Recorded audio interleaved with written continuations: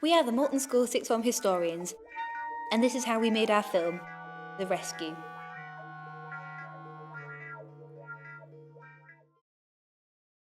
When we arrived at school on Monday the 11th of June, we had no idea what was in store for us.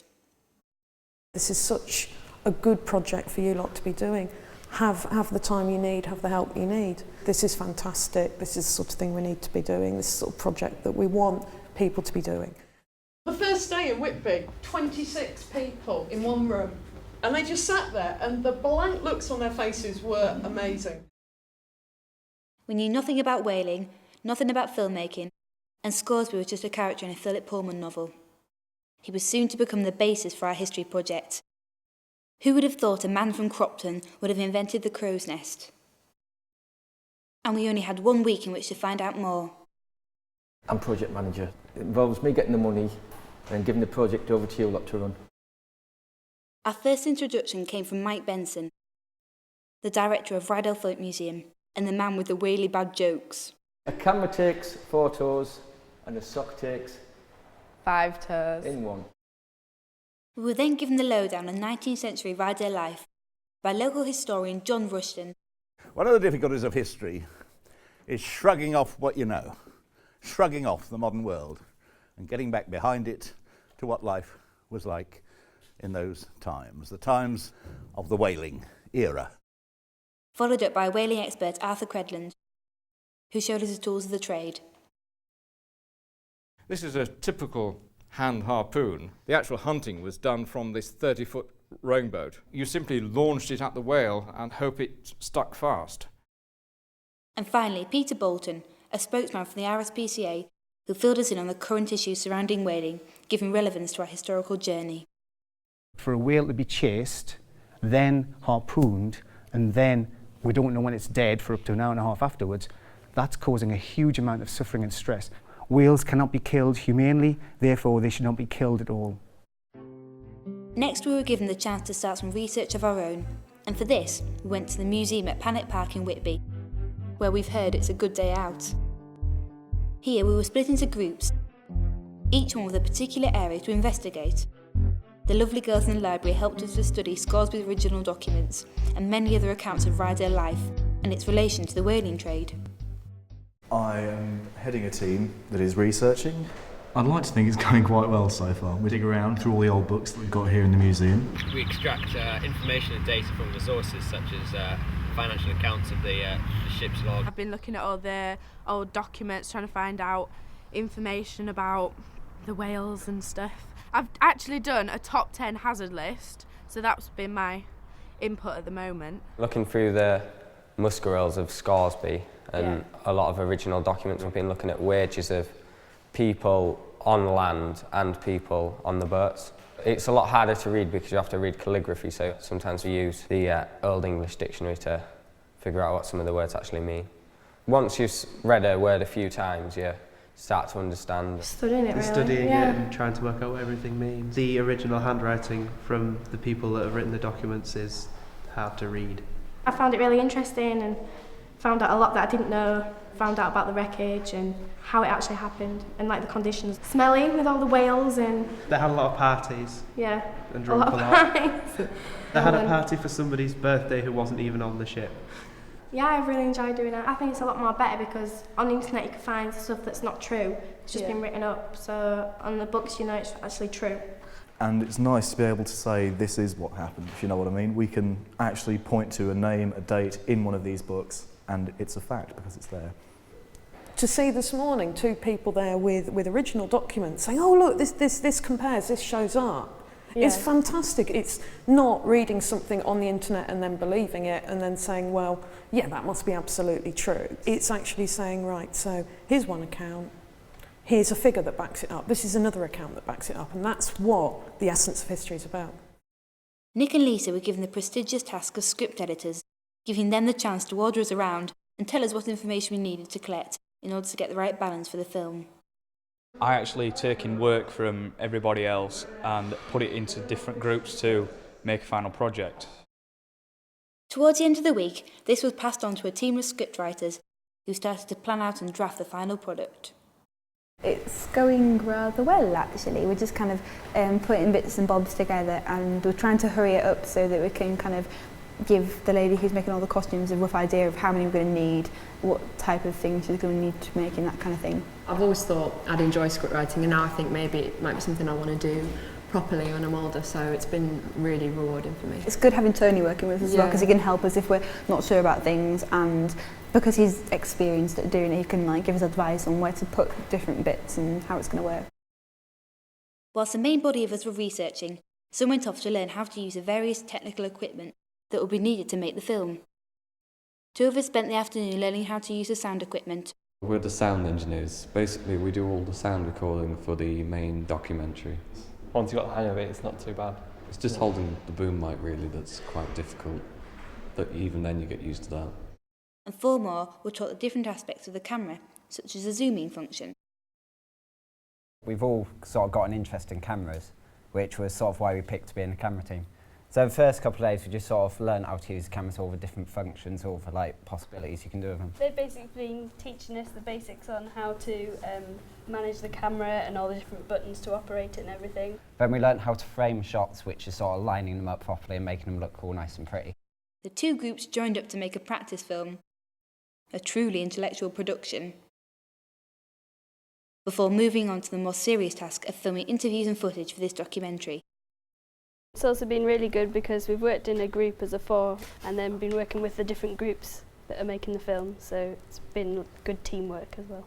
What I've really liked about being a camera team, it sort of gives you a bit more freedom, because once you know how to use it, you can just get a camera, get a tripod and go off and do your own thing. So it just sort of gives you like some freedom to do what you want. If we had got together and said, right, this is what you're doing from 10 till 11, this is what you're doing from 11 till 12. Yeah. If we had structured it, you lose ownership, you lose the ability to drive the project, the ability for you to take ownership, for you to work the cameras, the sound, and to do it the way you want rather than the way you're being told. You've done that for 10 years at school. It's different. It's different from being in a school. It's fun. I'm enjoying it lots.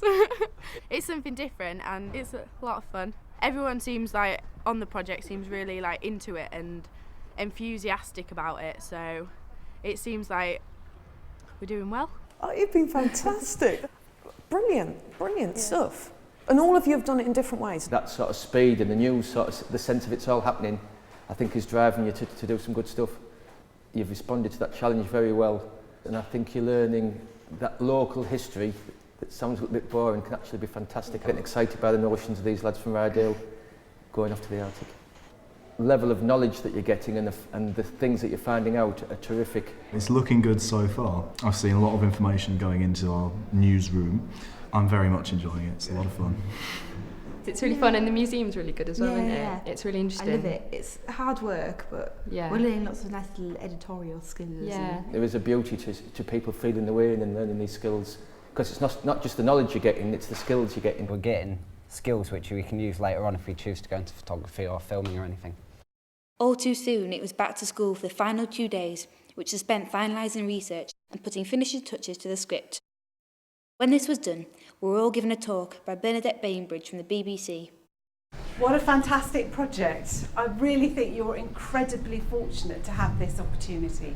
This is really, really important about news and about any broadcasting at all. It's personal, it's about real people and their real stories.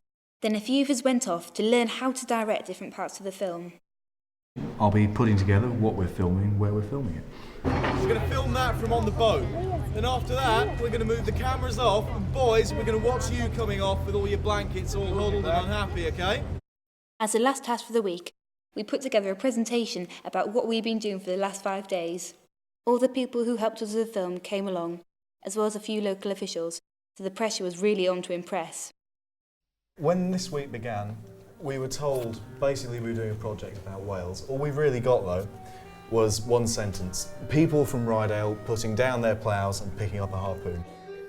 This formed the basis for our project, the Rescue of the Esk, hence the title of this project, The Rescue. William Scoresby Sr. was born in 1760 on a farm in Cropton. He started working on the farm at the age of 9, and when he was 19 he went to Whitby, and he apprenticed himself on a ship. Scaresby was a great navigator and a very clever man. Nicholas Piper saw the greatness in Scaresby. He also let him get a crew from good old Rydale. William Scaresby Jr., his son, was born in 1789. He became chief mate on his first ship at the age of 16 and is the youngest recorded captain of a ship at 21 years old. He captained whaling voyages in between 1810 and 1823. He became captain of the Esk in 1813. On her first voyage, under the Captain William Scaresby Jr., she returned home with 15 whales, which was 33 tonnes. She was made out of oak and wood and used leather contraptions that were operated by hand by the crew. The greatest disaster that we focus on in our film happened in 1816. She hit a bank of ice and within a short time, 9 foot of water flooded the hold. We started off working with the research editors and we came up with the basic framework for the script, and then we just went from there and finished it. We made the roles as well that suited the people that wanted to play them. We had to find people to play the parts so that we could do the sizes for them. The simple whale workers. We've got documents to say they sold sealskin to make trousers because they were waterproof. And we know that the women were like knitting at that period, so we knew that they would probably be wearing knitted jumpers and things. We were helped by us all wearing our whaley stylish t-shirts and by folk musician Richard Granger, who sang us songs from the whaling era. It's up to the Arctic we sail, where the mighty winds fall, the icebergs are tall, the home of the Greenland whale. Early the following week, it was the turn of the primary schools to hear about what we had discovered. So we sailed on down to Gillimore and Kirby Moorside schools to regale them with stories of the high seas and Arctic adventures. We explained what the project was about and the style we had chosen to tell it in. William Scaresby Jr. is the one that's in our film and is trapped on the Esk, which is stuck in the ice, and that's the kind of focal point of our film, because we needed to have an event that we could focus on, and we were doing it in a news kind of, have you ever seen News 24? We're doing it in that kind of format, so we're going to have 2 people in the studio, and even though this happened in 1816, we're going to do it as if it's happening now at the time. By now, Mike's sense of humour had caught on like an epidemic. What did the whale order for his tea? Fish and chips. Oh. Over at Terrington Primary School, Charlie Hellier taught the children all about animation. Then they spent the day making all the characters and scenery and animating for the finished film, plus recording all the voiceovers and whale sounds for Derek Smith. Get the harpoons! Everyone, hurry! He also held music workshops at all the schools, recording some sea shanties for the soundtrack, and some incidental music composed and performed by the GCSE music group at Morton School. At least their music wasn't rubbish.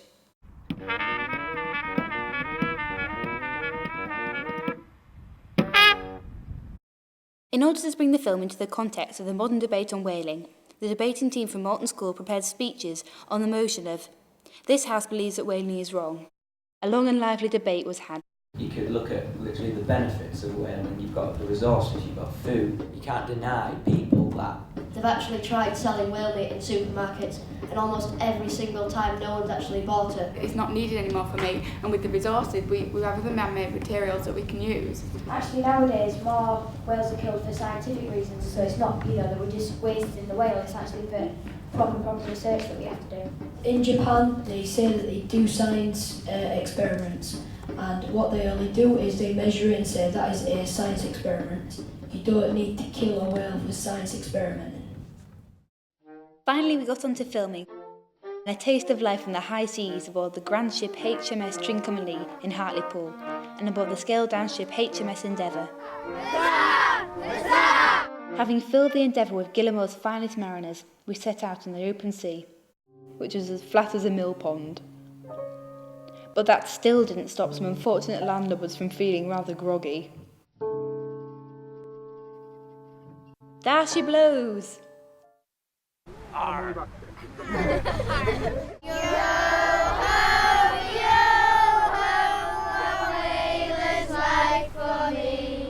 We're here in Whitby at the filming for the next box office smash, The Rescue. See what we did there? You've just been filming, haven't you? Well, yeah. We went out and did a bit of filming from the captions when the Esk is actually stuck in the ice. Did you get seasick out there? Was it a Yeah, bit yeah, I did actually. Couldn't stand up straight, I couldn't walk in a straight line. What's your part in this play? Scoresby Junior. Basically, he's the captain of the ship, the Esk. Have you enjoyed playing your captain role? It's not bad, I feel a bit important for once. I'm liking the outfit. Now let's look who's on the other side of that camera. Let's see. Hiya. So how are you finding doing the camera work? Is it hard? Once you get used to it, it's not so bad. There's like little tips and tricks you need to learn, but it's not too bad. You just got to have a steady hand. Today I've actually been filming and also went out on the ship into the sea. It's actually been a good laugh and it's mainly sort of the people, and it's quite an interesting topic as well. Are you having fun? I've been having a whale of a time. Back on land, we continue filming around Whitby Harbour. Silence, please. And action. Then from Whitby, it was on to Ruswarp to harpoon some ducks. After this, we went on to Rydell Folk Museum, where we recreated 19th century life of the families of the whalers. And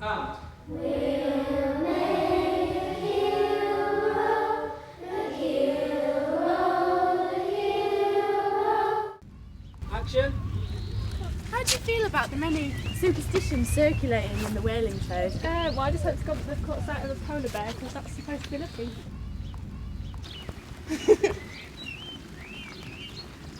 Cut. Bye. Are we getting home? I think we're doing the breaststroke. Absolutely. Your Keeping Press were kind enough to lend us their offices for the day, in order to recreate accurately some of the atmosphere of a live television newsroom. Action. Jenny and Jake were our news anchors, and Louise provided the voice for the whale. It's great apart from you lot. We swim and eat, have a baby every 3 or 4 years and, well, swim and eat. We know that this project could not have happened without help from so many people who have given up so much of their time, and we would like to thank them all. Especially the staff at all the schools, whose dedication and commitment to making this project a success was admirable.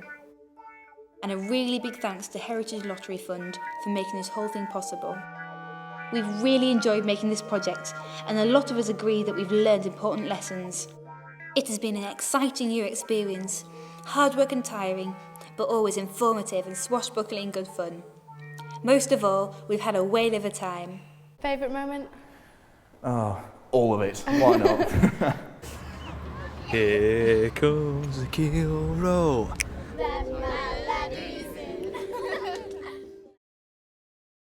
We leave you now with the joyous scenes of the Esk and William Scoresby Jr. I'm Paula Bear. And I'm David Jones. Goodbye. Goodbye.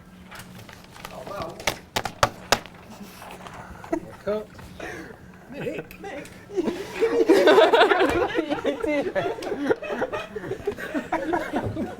Such a big animal, they migrate. Tell a new shipmate, we're nearly too late. So get a harpoon and cross and chew. Follow the tune, the song of the moon. Action. Mr. Fishburne, if I could come to you first, sorry. Okay, start again. Well, I'm concerned. There is a lot at stake. Not only the ship and the cargo on board, but the lives of the men on board. Oh no. Lives of the men on board. Oh shit. Sorry. Cut. Oh shit. Whatever choices he makes. Cut. Sorry. Okay, No, it's okay. It's okay. Yeah. You can't swear halfway through. Such a big animal, they migrate. Tell a new shipmate, we're nearly too late. So get a harpoon and cross and chew. Follow the tune, the song of the moon. I forgot my first bit. Thank you. Right, sorry. Now? I thought it was, I waited for action. For for their contribution.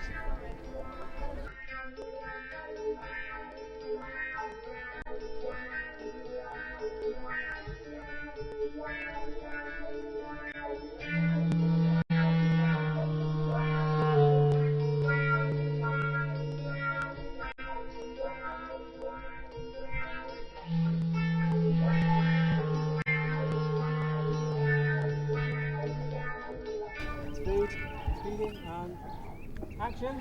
How do you feel about the many superstitions circling in the whaling trade? Well, I just hope to God that they've caught sight of a polar bear, because that's supposed to be lucky. So. As long as it's not time. Yeah, thank you very much, Fanny. Thank you. Bye.